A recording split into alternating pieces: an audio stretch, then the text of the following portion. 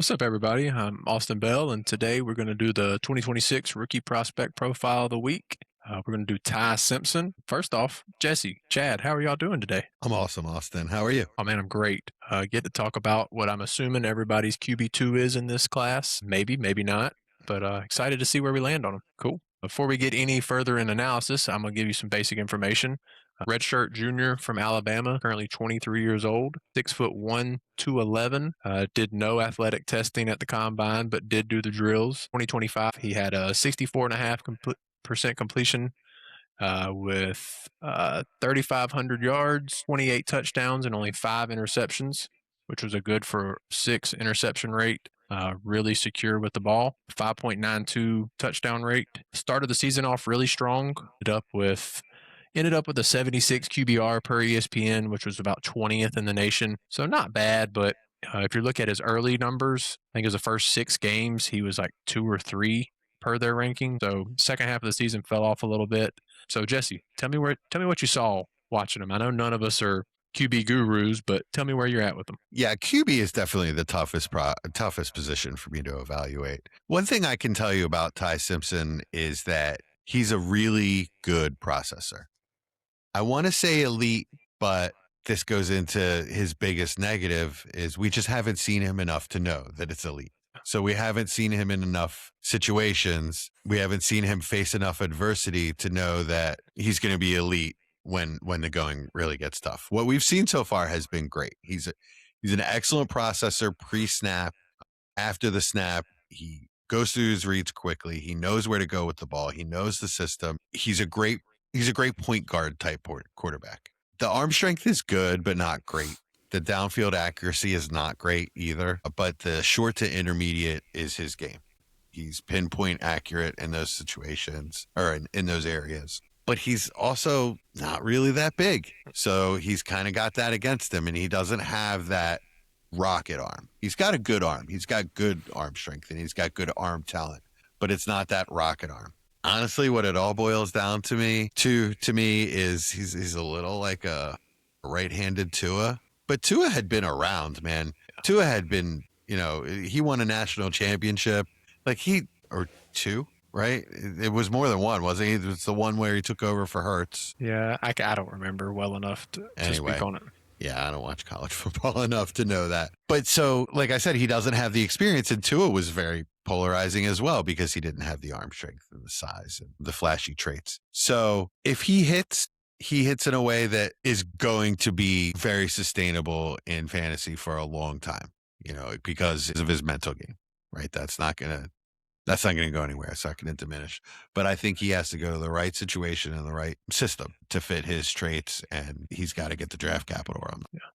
I think a name that interests me for a quote-unquote comparison would be Brock Purdy. He's a lot less careless with the ball, but the way he plays the position and kind of what you're wanting to see out of him in the NFL is that type of quarterbacking. And obviously he went to the perfect system for him. So I agree with that wholeheartedly.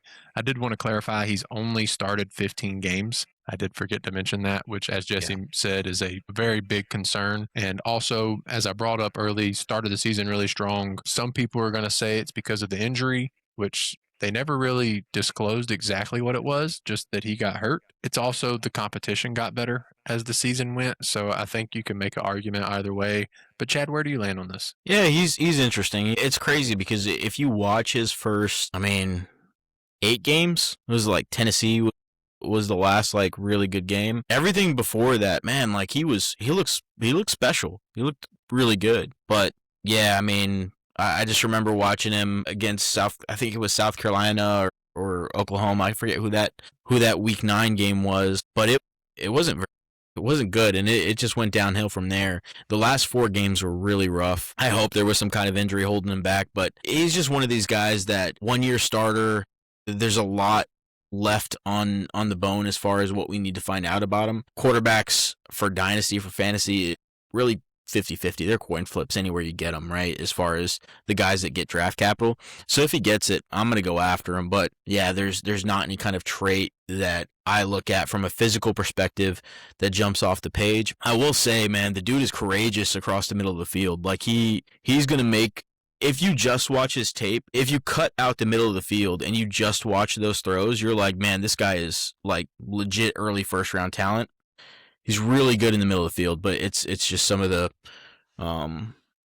kind of off platform kind of stuff, off script, which he does well at some points, and other points he's just missing throws. I think it was like 56% or 57% in the last 4 games completion percentage, which is just not good enough.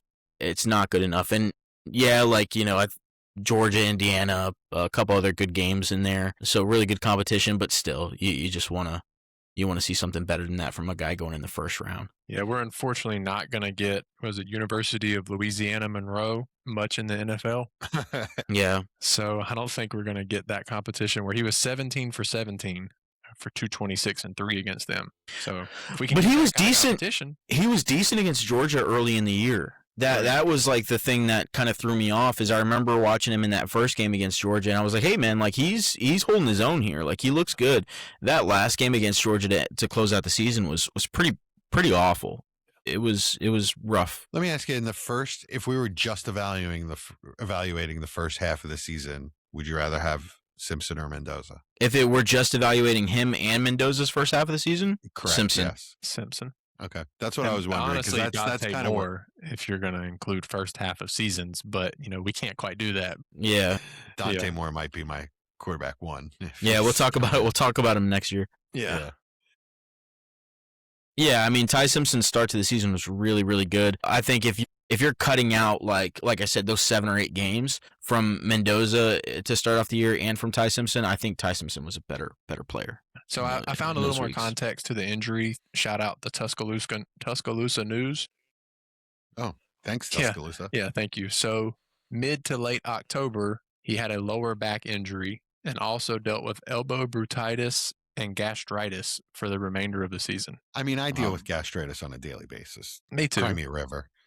But the lower back injury and elbow bursitis is pretty severe for a guy who has to throw the ball. So, I mean, maybe give him a little bit of pass there. And he also cracked a rib during the Indiana game. That's why he didn't finish. Yeah, so back, elbow, rib, these are things that affect your quarterback play a lot. Yeah, lower back injuries suck. So that's definitely could see you losing velocity on throws, especially, as Chad mentioned, as good as he was in the middle of the field, making those boundary throws takes a lot of torque from that hip, back area. So it does make sense why that significantly got worse. I could really, in my mind, I just think that the Steelers are going to take him. He just seems like a fit for them. I think he can run Mike McCarthy's offense really, really well. Like when I say a good fit, I think that's a really good fit. I would be interested in him at anywhere from 107 on, probably, if that were to happen. What picks do Arizona have? Do they have their second rounder? Yeah. Yes, they do. I thought about Arizona, but they signed Gardner Minshew, and they're going to run it back with Brissett. Yeah. Well, yeah, that's why you tank it. Yeah, but if you're gonna take a shot at a quarterback, or if you need to take a shot at a quarterback, the way I see it, just do it every year you can, right? And if Ty Simpson's there at the back end of the first, if they can trade back in and get him, and then also use their first round pick earlier to make their roster better, I don't see why they shouldn't do that. Because they have some pieces in play, with Marvin Harrison, with McBride. And it's not a barren roster. And these quarterbacks, like we said, they're dart throws. So I would say that's the smart move. But, maybe not the likeliest. I mean, I agree totally. I think if being the Rams lost that late first now, I think the real hope is a team in the early second does move up if Pittsburgh doesn't take them. Because the rest of that late first, I mean, Chargers, Philly, maybe Cleveland, maybe. But maybe. Chicago, no. Buffalo, no. San Fran, no. Houston, probably not. Kansas City, Denver, New England, Seattle. So my worry is that he makes it to the back end of the first in the 20s, and the Cleveland Browns take him at 24. That's my big worry. But as long as that doesn't happen, there's not too many landing spots that I'm too worried about, to be honest with you. Yeah, I think I agree with that statement. Other than the Jets. Yeah. If Arizona or the Jets trade up into the back of the first, or even take him with their high second, it kind of precludes them from taking a quarterback next year. So I don't think they No, would. it doesn't. We Why? watched Arizona do it. They took Josh They just did Rosen that and with took Kyler. Kyler the next year. Josh Rosen was such an And unmitigated especially bust. with the Arizona in general, like if it doesn't work this year for them, that whole coaching staff is gone for sure. So, if they don't see some kind of progress, even if it's not from a young quarterback, if the team doesn't seem like they gel, Gannon's not going to be there. So a new coach could absolutely want a new quarterback to work with. Gannon got fired, No, he didn't.